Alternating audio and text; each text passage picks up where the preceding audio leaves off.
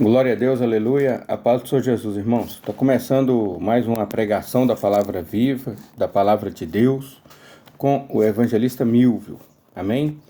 Essa pregação tem o nome de palavra viva, amém? Porque a palavra de Deus, ela é viva e eficaz. Glória a Deus, aleluia. Irmãos, a leitura de hoje está em 1 Coríntios, capítulo 16, a partir do versículo 1. Senhor Deus, em nome do Senhor Jesus, eu apresento diante do Senhor a Tua palavra, a Bíblia Sagrada, e peço a Tua unção e a direção agora nessa pregação, Senhor, em nome do Senhor Jesus. Amém. 1 Coríntios 16, 1 diz assim: Ora, quanto à coleta que se faz para os santos, fazei vós também o mesmo que ordenei às igrejas da Galácia.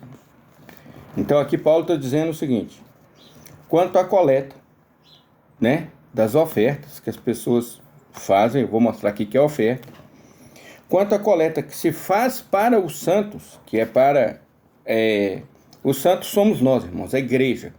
A igreja do Senhor Jesus somos nós, pessoas. Não é o templo, não é a CNPJ que está pregada lá com o título daquele templo, não. Tá certo? É a igreja de Deus que somos nós, o corpo do Senhor Jesus. Fazei vós também o mesmo que ordenei às igrejas da Galácia. No primeiro dia da semana, cada um de vós ponha de parte o que puder ajuntar. Olha só. Conforme a sua prosperidade. Então, cada um faça segundo a sua prosperidade, põe de parte aquilo que puder. Então, cada um vai ver o que precisa e vai fazer a doação ali. Para que não se façam as coletas quando eu chegar. Ou seja, faz antes, para a gente não perder tempo com isso. Vamos ganhar alma para o Senhor Jesus, eu vou pregar, vou evangelizar, vou curar enfermos, expulsar demônios, fazer a obra. Então ele disse, Paulo aqui, para a igreja da Galácia, no primeiro dia da semana, glória a Deus. Primeiro dia da semana. Isso aqui é para Coríntios, irmãos. Ele citou a Galácia como exemplo. No primeiro dia da semana, cada um de vós ponha de parte o que puder ajuntar, conforme a sua prosperidade. Então, cada um doa conforme a prosperidade e segundo a necessidade daqueles que vão receber a doação. Então, cada um, no primeiro dia da semana, ponha de parte o que puder ajuntar conforme a sua prosperidade, para que não se façam as coletas quando eu chegar. E quando eu tiver chegado, mandarei os que por cartas aprovardes para levar a vossa dádiva a Jerusalém. Aí ia mandar mais ofertas também para Jerusalém, para ajudar lá na obra, né? E mandando ali na forma de missionários. E se valer a pena que eu também vá, eles irão comigo. Se eu também for para Jerusalém, eles vão comigo.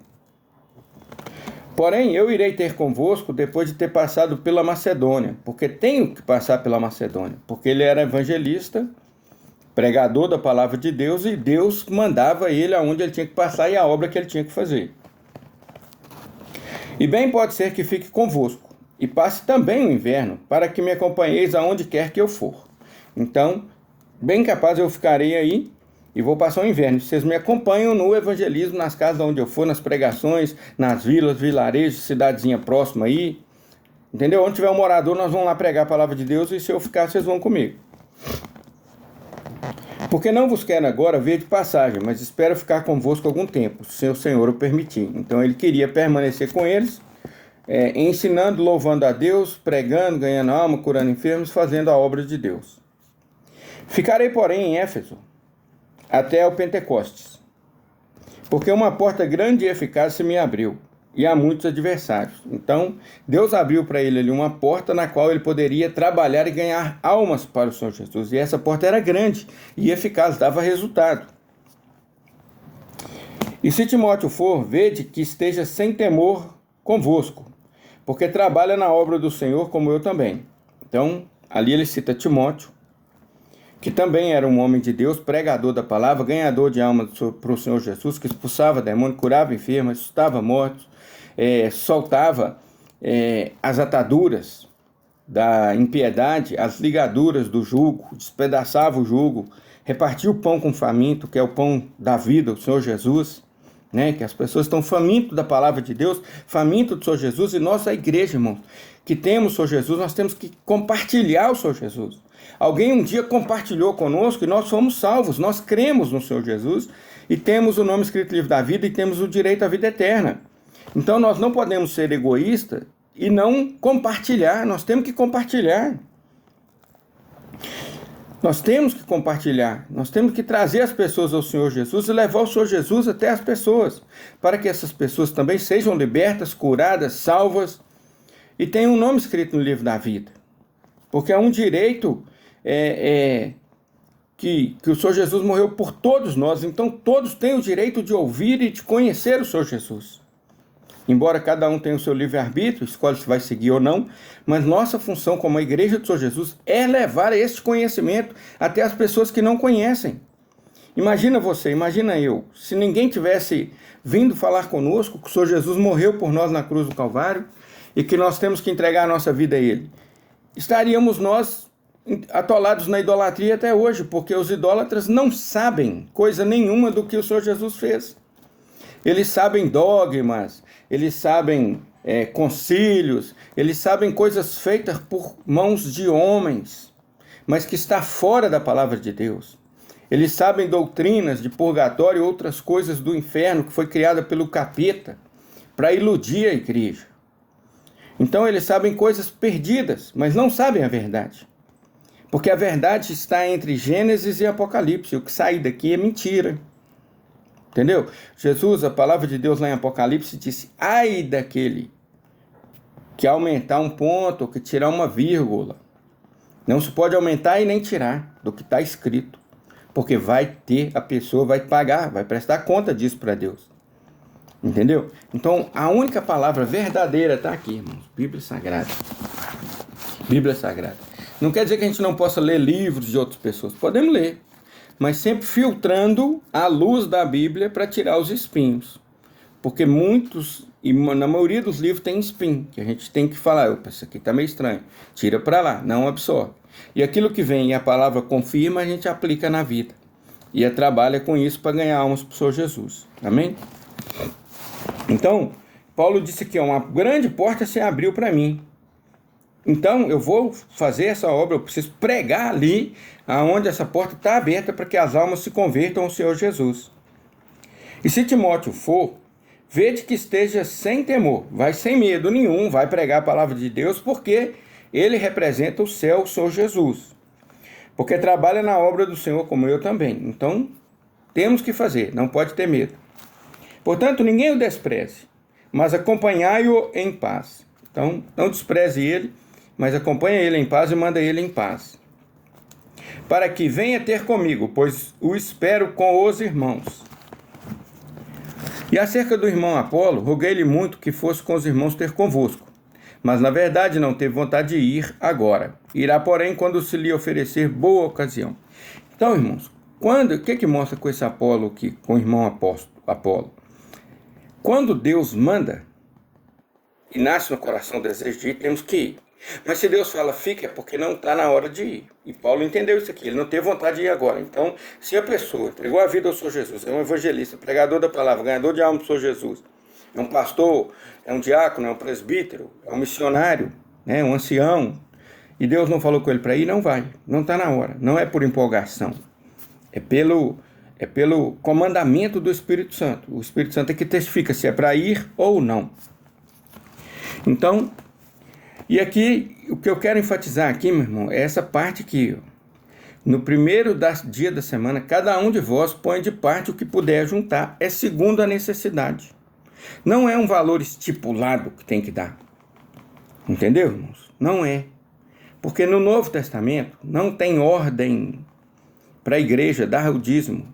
A ordem para o dízimo está em Malaquias. Está no Velho Testamento. O Novo Testamento é segundo a necessidade. Tá certo? Aí alguém pode pensar assim, mas tem uma ordem lá para dar o dízimo. Que é quando Jesus falou com os escribas e fariseus. Vós dais o dízimo do endo, do gominho e negligenciais os preceitos mais importantes da lei: a justiça, a misericórdia e a fé. Devíeis fazer estas coisas sem negligenciar aquelas. Então, quando ele fala com escribas e fariseus, ele fala de um jeito. Quando ele fala com a igreja, ele fala de outro. Aqui ele está falando com escribas e fariseus, que não eram seguidores dele. Seguiam a lei de Moisés. Ele disse para os seguidores de Moisés, da lei, que deveriam fazer a justiça, a misericórdia e a fé sem negligenciar o dízimo. Eles não foi para a igreja.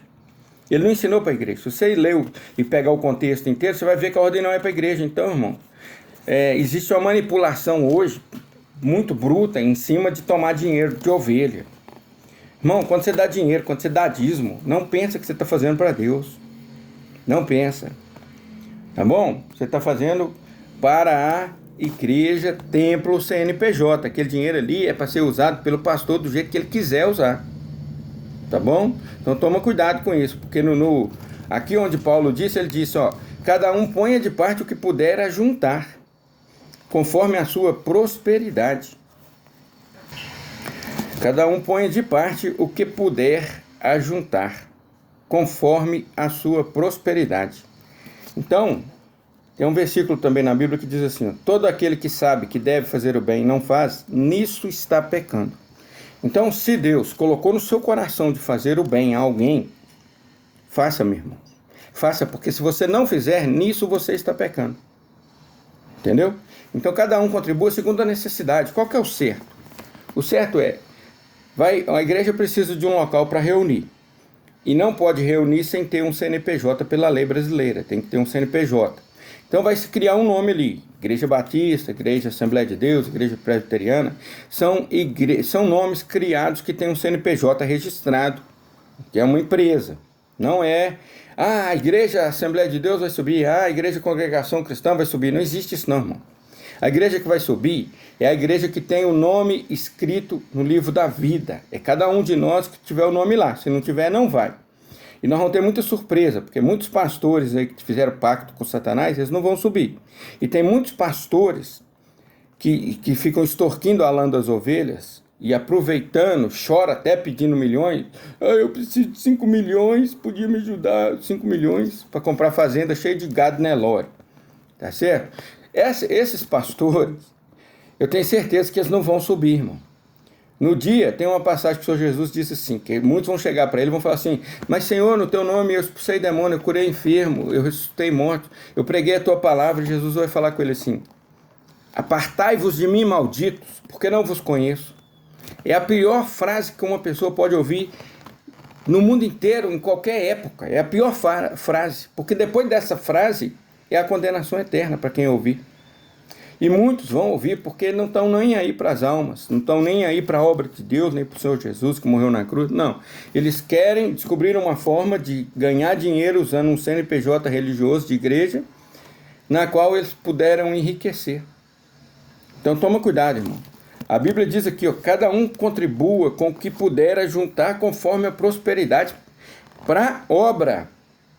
Se você viu que uma igreja, você congrega nela, é uma igreja que precisa ali de, vamos supor, com salário do pastor, água, luz, energia, com templo que deve ser próprio, mas se pagar aluguel, o valor do aluguel, dá ali 15 mil por mês, um exemplo. É a despesa que a igreja tem para permanecer ali. Por que tem que doar 100 mil para essa igreja se ela precisa de 15? Já pensou nisso? Aonde estão indo os outros 85 mil? Você já pensou nisso? Será que você está realmente fazendo aquilo que agrada a Deus, ou será que você está sendo só uma ovelha que a lã está sendo extorquida, está sendo tomada? Toma cuidado, meu irmão, analisa isso, entendeu? Se ali, aquela igreja, aquele templo, hoje tem 100 membros, tem 200 membros, e o salário do pastor é ali em torno de 6 salários mínimos, que é o máximo que o pastor deve ganhar, tá certo? Porque ele vive da obra, ele não está ali para enriquecer. E está ali para fazer a obra de Deus. Isso é o máximo, mas eu estou falando o máximo, irmão. Isso é quando ele tem uma igreja que ele tem que visitar longe e trabalha na igreja, na obra, segunda, terça, quarta, quinta e sexta. Porque esses pastores de terça, quinta e domingo, meu irmão, para ganhar um salário desse, está tudo errado. Esse cara aí também tá errado. Não vou nem falar que ele vai para o inferno, não, que eu vou estar pegando pesado. Mas ele está todo errado. Ele vai no culto, ele dirige um culto terça, dirige um culto quinta, e vai lá na escola dominical no domingo, e à noite no domingo, e ganha um salário de 15 mil, 20 mil reais, 30 mil, 50 mil. Ô irmão, esses caras foi doido, tá bom? Vocês perderam o juízo. Esse dinheiro que você está usando aí é lã de ovelha, e Deus vai cobrar ele, tá certo? Vocês tomam cuidado, tá avisado.